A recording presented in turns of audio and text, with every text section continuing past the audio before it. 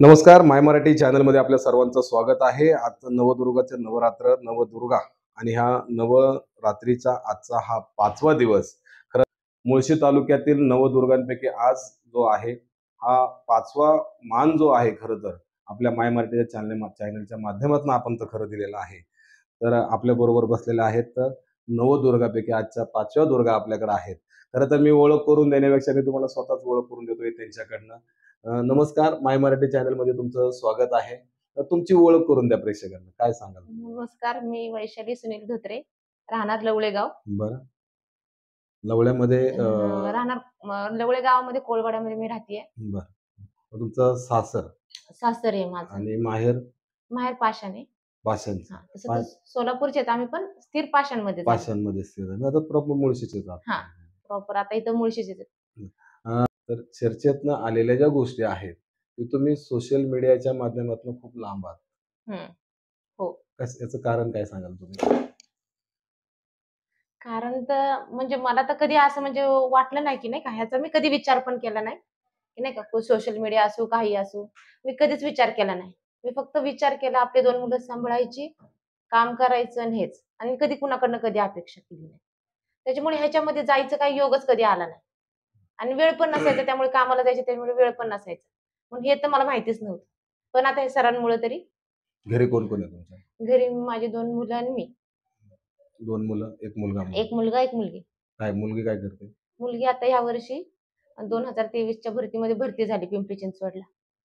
Police भरतीमध्ये? Police भरतीमध्ये Pimpri चिंचवडला constable म्हणून तिची निवड झाली. आता ती ट्रेनिंगला गेलेली आहे खंडाळाला. कुठं ट्रेनिंग घेत होती ती? ती इथं आदिशक्ती प्रेरणा केंद्रामध्ये भूमकर सरांच्या नेतृत्वामध्ये तिथं ट्रेनिंग घेत होती ती. संतोष भूमकर संतोष भूमकर सरांच्या ह्याच्यात. काय तुम्ही मुलीचं कौतुक कसं कराल? समाजाला तर वेळ नाहीये मुलीचं कौतुक करण्यासाठी. एक आई म्हणून मुलीचं कौतुक कसं कराल तुम्ही? मुलीचं मी किती कौतुक करेन तेवढं कमी आहे माझ्या. किती वर्ष झालं मुलगी आज ज्या पोस्ट वरती आहे किंवा ज्या पोलीस भरती झाली तिथे काय कसं तिला घडवलं कसं तुम्ही त्या मुलीला? मी सिंगल मदर आहे. माझे मिस्टर 2010 मध्ये गेले ऍक्सिडेंट मध्ये. माझी मुलगी 7 वर्षाची होती, मुलगा 5 वर्षाचा होता. मी लवळी गावामध्येच राहत होते. ऍक्सिडेंट मध्ये माझे मिस्टर गेले. पण समाजाने म्हणजे माझ्या घरातले माहेरचे असो, सासरचे असो, त्यांनी कधी असा प्रयत्न नाही केला की ही जे 2 मुलं आहेत, तिचा नवरा गेला, ही कशी राहील, कशी नाही. ह्याचा कधी त्यांनी विचार नाही केला. कुणी मदतीला पण नाही आलं. 2 वर्ष मी अशीच फिरत होते रस्ते म्हणजे नाही का कामं करायची, शेजार-पाजारांकडे मुलांना ठेवायचं. कामं धुणं भांड्याच्या कामाला जायची मी पाषाणला. पहिल्या बसने जायची 6 वाजता. 3-4 वाजेपर्यंत मी घरी यायची. मुलांची ओढ लागायची. मुलं लहान होती माझी खूप. की त्यांना कुणी सांभाळायला नसायचं. शेजारच्या लोकांच्या जीवावर मी त्यांना सोडून जायचे. पण काही-काही शेजारी चांगले असतात. किती वर्षाचे होते मिस्टर गेले त्यावेळेला मुलगी तुमची? मुलगी 7 वर्षाची होती, मुलगा 5 वर्षाचा होता 2010 मध्ये. मग त्यांनी सांभाळलं त्यांना, लक्ष द्यायचे. पण त्या शेजारच्यांनी पण खूप मला मदत केली. पण घरच्यांनी कोणी मदत नाही केली मला. मला वाळीत टाकल्यावानीच टाकलं होतं. दीर पण म्हणायची कशी राहते बघू. मी सगळ्यात लहान होते. 2 दीर आहेत मोठी. हे घर आपलंय, हिला या घरात ठेवायची नाही. मिस्टर गेल्यावर त्यांना वाटायचं नाही का ह्यांचंच काहीतरी नाही का. म्हणून ते म्हणायचे की हिला ठेवायची नाही. ही जाईन हिच्या माहेरी राहिला 2 मुलांना घेऊन. मी पण तसाच विचार केला की आता इथं मी काय करणार नाही का या गावामध्ये. कारण आमचं एकच आहे घर वडार समाजाचं या गावामध्ये. दुसरे कोणीच नाहीये तिथं. मग मी विचार केला की आपल्या इथं कोणीच नाही, आपलं कसं होणार, काय होणार? की आपण ह्या गावात राहतोय, हे गाव आपलं नाही, आपले कोणी समाजाचे लोक नाहीयेत आणि आपले जे दीर आहेत ते आपल्याला विचारत सुद्धा नाहीये. एकदा वाटलं होतं की घर सोडून जावं, कुठंतरी राहावं, नाहीतर जीव द्यावं कुठंतरी 2 मुलांना घेऊन.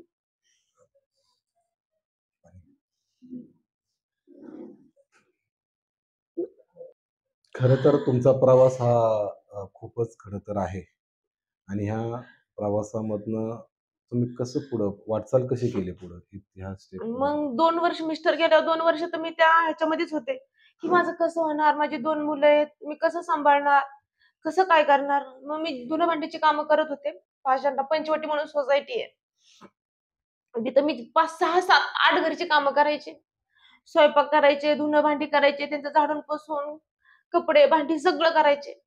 त्यांनी काय काम सांगतील ते मी करायचे. मी कधी नाही म्हणत नव्हते. का आता मला माहिती होतं कष्टाला पर्याय नाही. कष्ट केल्याशिवाय आपल्याला काय भेटणार नाही. आणि हो का, जी गोष्ट आहे की नाही म्हणून जमायचं नाही. नाही म्हणून मी कधीच कुणाला म्हणले नाही. आज नाही जमलं ना, मी उद्या तुमचं काम करेन, पण करेन. मी तशीच त्यांच्या आड घरची कामं करायची. त्यांच्या चार पण माझ्याकडे असायचे, ते प्रोफेसर लोक होते सगळे. आयसर पुणेमध्ये. त्यांच्या घरी मी काम करायचे विश्वासाने. त्यांनी मला खूप साथ दिली. कुणी माझ्या मुलांना कपडे घ्यायचे शाळेत जायला, कोण माझ्या मुलांची फी भरायचे, कोण माझ्या मुलांना वह्या पुस्तकं घ्यायचे. असे 7-8 घरातले लोक जे सगळे मला थोडी थोडी मदत करत होते. मिस्टर गेला 3-4 वर्ष मी धुणं भांडीची कामं केली. त्याच्यानंतर एक प्रोफेसर म्हणून होते आयुकामध्ये, पुणे विद्यापीठमध्ये. बरं. तर ते प्रोफेसर होते BSM राव म्हणून. आणि त्यांची वाईफ पण त्या पण प्रोफेसरच होत्या युनिव्हर्सिटीमध्ये पुणे. त्यांच्या घरी मी झाडून पुसून कपडे भांडी सगळं करायचे. बाथरूम धू, काय धू, काही सांगितलं ना, "वैशाली ये करो." "हां, करते आंटी." "वैशाली वो करो." "करते आंटी." मी कधी कुणाला नाही म्हटलं नाही. मग त्यांना काय वाटलं, की तू जरा शिकलेली आहे हुशार. मग त्यांनी मला दुसऱ्या ठिकाणी काम शोधलं त्या दोघांनी. सिक्युरिटीमध्ये आयसर पुणेमध्ये मला काम शोधलं. त्याच्यानंतर मी म्हटलं, "मी काय सिक्युरिटीमध्ये करणार नाही. माझे 2 मुलं आहेत लहान-लहान. सिक्युरिटी करायची म्हटलं तर 3 शिप आले. First, second, third. थर्डमध्ये मी कसं करणार? आणि लवळ्या गावातनं यायचं जायचं, मला गाडी नव्हती. मी बरोबर. बसने कसं येणार? शेवटची बस 9:30ला. प्रवासाची अडचण होते त्यावेळेस. शेवटची बस 9:30ला असायची आणि सुट्टी 10ला व्हायची सेकंडला. मग मी म्हटलं, "मी नाही करणार." तरी पण ते म्हटले जिद्दीने, दोघं नवरा-बायको. वयस्करच होते. पण ते म्हटले, "वैशाली नहीं, तुम कल सब डॉक्युमेंट्स लेके आओ और तुम हमारे साथ चलना है." तर म्हटलं, "ठीक आहे, जाऊ दे, हे म्हणतात तर बघू करून." मी तर काही इंटरव्ह्यूमध्ये पास होणार नाही. मी कधी इंटरव्ह्यू दिला नाही. तिथे इंटरव्ह्यू असायचा. मग मी गेले. तिथं गेले, पण इंटरव्ह्यूला गेल्यावर मग त्यांनी मला स्वतः नेलं गाडीत घालून दोघांनी. मग मला भीती वाटत होती खूप इंटरव्ह्यूची. काय काय असतं इंटरव्ह्यू मला माहित नाही. कारण मी कधी गेलेच नाही. धुणं भांड्याच्या कामाशिवाय मी कधी कामं केली नाही. शेतातल्या कामाला मी कुठं कुणी बोलावलं त्यांच्याकडनं शिकायचे, तेवढं मी करायचे. पातीला पातीने सगळ्यांचं करायचे. म्हणजे नाही का, बरोबरीने जेवढ्या रानातल्या बाया होत्या ना, मला येत नव्हते. मी सिटीतली होते. बरोबर. तर तरी पण मी त्यांच्या बरोबरीने कामं म्हणजे करायचे. शेतामध्ये सुद्धा, म्हणजे शेती येत नसताना सुद्धा तुम्ही शेतीमध्ये हां. सुद्धा काम केलं. शेतामध्ये रोजाने. काम केलं. तुम्हाला सांगते, मी ब्लाउज शिवते, पिको फॉल करते, की नाही. आपले लोक आज मी कुणाकडनं उसने पैसे घेतले, तर उद्या मला ते देणं भागच आहे. त्यापेक्षा मी आजच कष्ट करून माझे मीच का नाही कमवावं? हा माझा विचार होता, की मी कुणाकडनं नको देणं घ्यायला. काय असेल ते आपलं, जिथे एक खायची ना अर्धी खाऊ, पण स्वतःची खाऊ. स्वतःचे. आणि स्वतःच्या कष्टाने खाऊ. कुणाला ₹1 नको मागायला. मी लवळ्या गावात आता तुम्हाला 2002 मध्ये लग्न करून आलेली. लग्न करून आले तेव्हा मला झोपडीत दिलेली. झोपडी बघून मला वडील नव्हते. संघर्ष तर माझा तिथनं सुरू झाला, मी 10वी ला असताना. वडील माझे, मी 6 महिन्याची परीक्षा झाली. वडिलांचा ॲक्सिडेंट झाला पंजाबला. बरं. ती मयत आली 3 दिवसांनी. मी घरात मोठी, माझ्यापेक्षा 3 बहीण भाऊ बारीक. वडिलांकडच्या घरची जबाबदारी सुद्धा तुम्हीच पेललेली हां. आहे. ती पण मीच पेरली. त्याच्यानंतर वडील गेले 6 महिन्याचे. 6 महिन्याची परीक्षा होती माझी. मी फॉर्म बिम भरला होता. मग वडील वारले 6 महिन्याची परीक्षेनंतर. मग काम दिलं, शाळा दिली सोडून. मग शाळा दिली सोडून दिली. मग शेजारच्या बाया धुणं भांडीच्या कामाला जायच्या. पिंपरी चिंचवडला राहिलो होतो आम्ही. आकुर्डीला. त्यांच्या संग मी जायचे. कारण आईला काम होत नव्हतं. आई अशक्त होती. 3 बहीण भाऊ कसं करणार? वडील ड्रायव्हर होते. आमची एवढं काही इन्व्हेस्टमेंट नव्हती, काय नव्हतं. म्हणजे जसं ते येतील तसे पैसे होते आमच्याकडे. आमच्याकडे काही असं नव्हतं की ठेवलेलं, की आम्ही खर्च करू शकू. आम्ही सामान्य परिवारातले होतो. मग त्याच्यानंतर सगळी जबाबदारी माझ्यावर आली तेव्हा पण बहीण भावांची. 10वी मग ते रिसिटचा फॉर्म भरला होता, त्याच्यामुळे माझं नाव आलं लिस्टला, की परीक्षा द्या तुम्ही. मग कसं तरी 10वीची परीक्षा जाऊन दिली मी. पास झाले मी 10वीच्या परीक्षेला. अरे वाह! न पाक अभ्यास करता 6 महिने मी काम केलं. ठीक आहे. पण देवाच्या कृपेने ती परीक्षा पास झाली. त्याच्यानंतर मग बहीण भावाला सांभाळत असं 2-3 वर्ष गेली. त्याच्यानंतर मला वाटायचं जाऊ दे, चला लग्न झाल्यावर तरी आपलं नीट होईल. पण मला कधी वाटला नाही, लग्नाचा विचार नव्हता आला कधी. आईला म्हणायचे मी, त्यांचं सगळ्यांचं लग्न कर, आपण दोघी करून खाऊ. असा विचार धरला होता. पण चुलते, मालते सगळे म्हणजे नाही का, एवढ्या मोठ्या पोरीला तू घरी घरी ठेव. किती बहिणी होत्या? दोघी बहिणी आणि 2 2. भाऊ.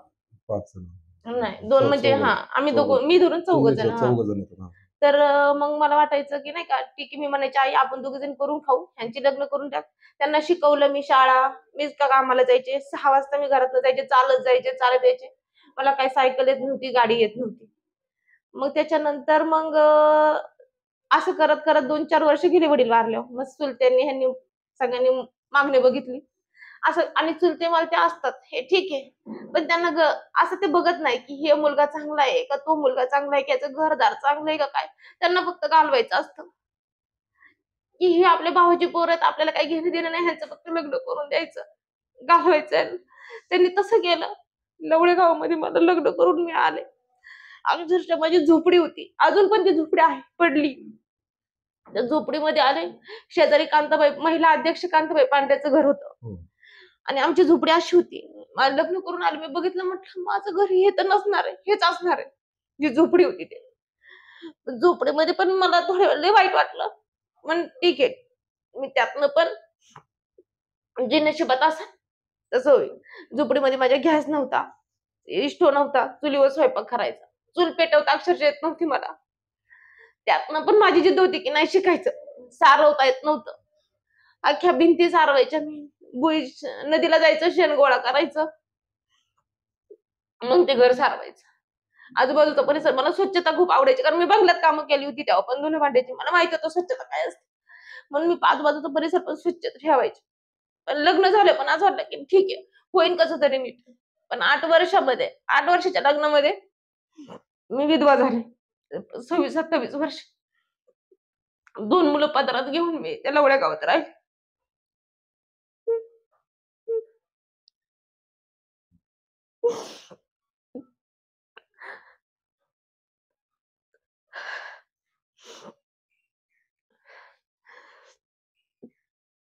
राहिले मी तिथं. मग ठरवलं की आता इथंच राहायचं. माहेरी गेले 1 दिवस मिस्टर वारल्यावर. पण भाऊ पण माझे पितेत, खातेत. मग म्हणलं नको इथं राहायला. मुलांचं भविष्य बिघडन, कारण पाषाणमध्ये आम्ही तांडा या झोपडपट्टीमध्ये राहतो. तिथं सगळी लमानी वस्ती आहे, सगळे दारूचे धंदे आहेत. म्हटलं हे माझे लहान लहान मुलं आहेत, ह्यांच्यावर काय परिणाम होणार, काय होईल ते होईल, आपण लवडे गावात राहू. मग मी आदल्या दिवशी गेले, दुसऱ्या दिवशी मी लवडे गावात आले. मी लवडे गावामध्ये घर बांधलेलं होतं साधा. माझ्या सासऱ्याला घरकुल भेटलेलं आहे.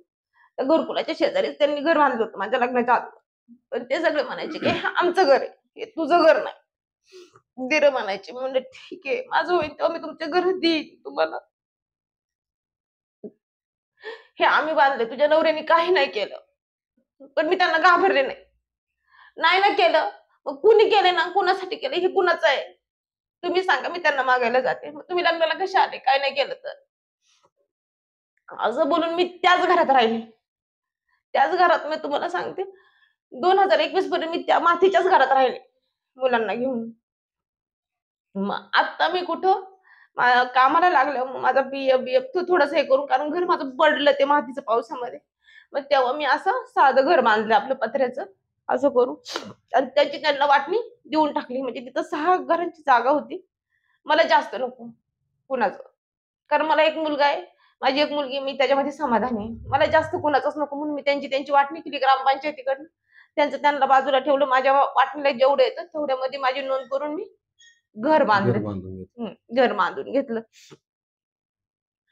मुलीचं सांगायला गेलं तर मुलगी माझी किती 7 वर्षाची असल्यापासून तिला इतकं ज्ञान आहे, इतकी समंजस आहे ती, की माझ्या मुलांनी मला कधी त्रास दिला नाही.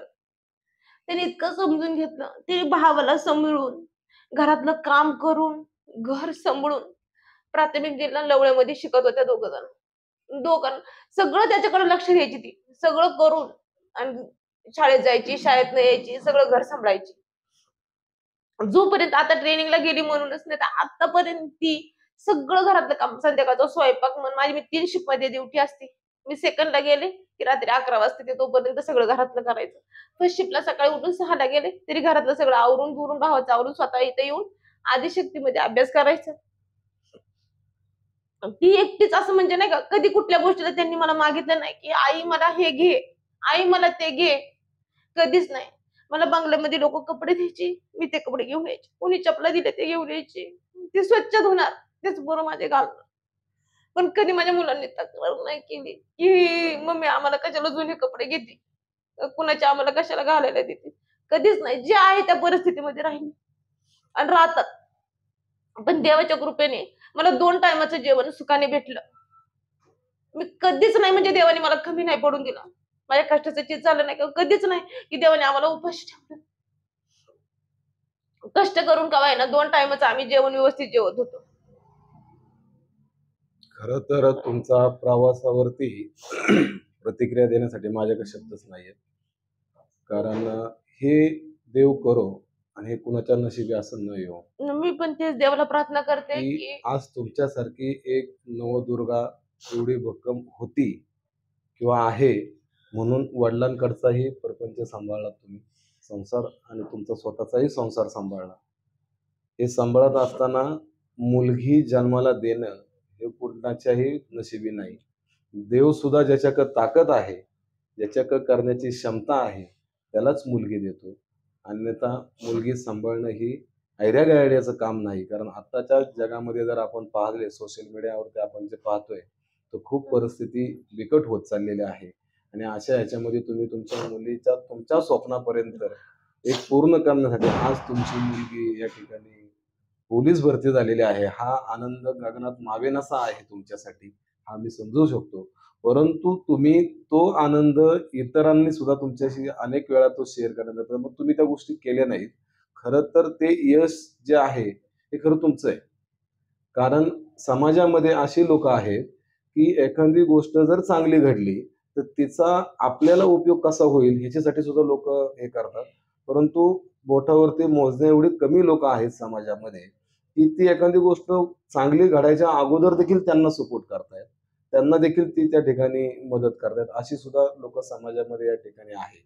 आपण आज या माय मराठी चॅनलच्या माध्यमातून तुम्ही खरं मन मोकळेपणाने बोललेला आहात आणि आपण माय मराठी चॅनलच्या माध्यमातून अनेक लोकं आहेत, ज्यावेळेला ती लोकं 2 पावलं पुढे येतील, त्यावेळेला मला असं वाटतं तुम्ही देखील 1 पाऊल पुढे यायला पाहिजे आणि ज्या गोष्टी होतील त्यालाही तुम्ही तेव्हा मग अगदी कोणत्याही असू द्यात, सत्काराच्या असू द्यात, कारण जो तो प्रत्येकाच्या फुलाच्या पाकळी पद्धतीने करत असतो.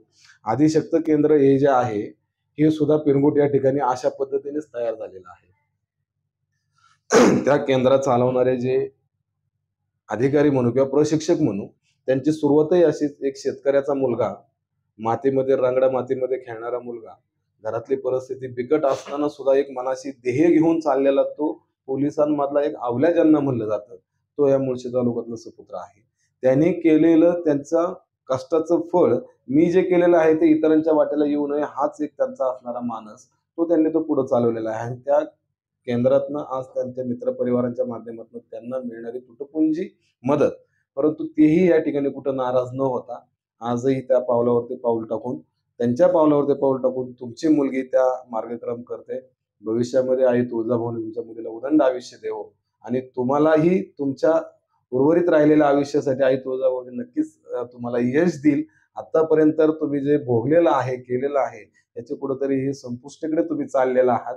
भविष्यामध्ये तुमचं येणारा जो काळ आहे, हा चांगला असणार आहे. आजच्या ह्या नवदुर्गाच्या माध्यमातून, नवरात्रीच्या माध्यमातून मी तुमच्याबरोबर एवढंच बोलू शकतो. कारण तुमच्याशी बोलण्या इथपर्यंत माझ्याकडे शब्दच नाहीयेत. त्यामुळे तुम्ही माय मराठी चॅनलला जो वेळ दिलात, मन मोकळेपणाने बोललात. खरं तर ही भावना व्यक्त होणं गरजेचं आहे. कारण मन मोकळं कधी ज्या वेळेला माणसाच्या मनामध्ये असणारी आत्मतीयता जिवंत आहे, त्याच वेळेला त्याच्या डोळ्यातनं अश्रू येतात. आता अन्यथा आत्ताच्या समाजामध्ये असं की समोर मयत जरी एखाद्याची असेल, तरी लोक त्या ठिकाणी आपली टिंगल मस्करी हे करतात. परंतु दुसऱ्याच्या भावना समजून आपल्या डोळ्यामध्ये अश्रू ज्या वेळेला खरं तर येतं ना, तर त्यावेळेला त्या माणसामध्ये आजही आत्मा जिवंत आहे, माणुसकी आहे, हे आजही यातनं सिद्ध होतं. तुमचा जो हा प्रवास आहे, या प्रवासाला माय मराठी चॅनलकडनं खरंच तुम्हाला सलाम. कॅमेरामन हरीश म्हात्रेसह संपादक पप्पू कंदारे, माय मराठी. चालू घडामोडींचे अपडेट जाणून घेण्यासाठी आपल्या चॅनलला सबस्क्राईब जरूर करा, लाईक करा, शेअर करा व कमेंट देखील करा. बेल आयकॉनवर प्रेस करा व नोटिफिकेशन्स मिळवा.